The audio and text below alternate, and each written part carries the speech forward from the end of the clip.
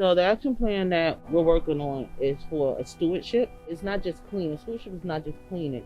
It's about maintaining the area in which you live. It's about having pride in where you live, being invested in where you live, having stock in where you live. For people who don't live here, I think they don't realize the connection between stewardship and other issues that happen. Especially like in the time of COVID, we have all this construction going on.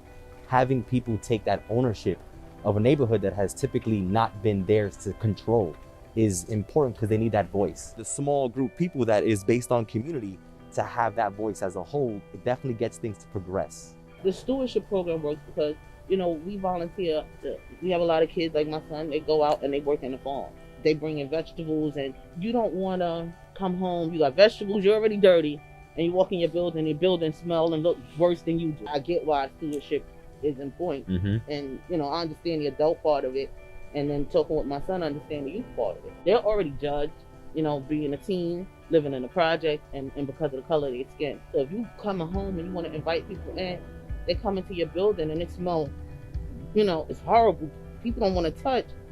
You already feel like that. Even though your apartment may be spotless, but to get to your apartment, they got to see all of that first. For those that are in place to make these actions happen and have a step-by-step process to it, what would you say to the person who has that type of ownership? I feel like you need to lead, because here's the problem. You have the funding, you have the money, you have the time, you have the experience, you have the education. But what you don't have is how to lead. You need to be able to come into a community that has never met you, has never seen you, has never even heard of you, and be able to uplift that community. Not just the adults, not the young adults, but the children. If you can't do that, then what is the point of having all of that wealth and all of that knowledge if you're not sharing it? We need y'all to come in here and say, okay, we're willing to invest. If the community is willing to invest, we're willing to invest the funds, because they're willing to invest the time and the energy, and they're willing to learn. So you need to come out here and you need to see what that is.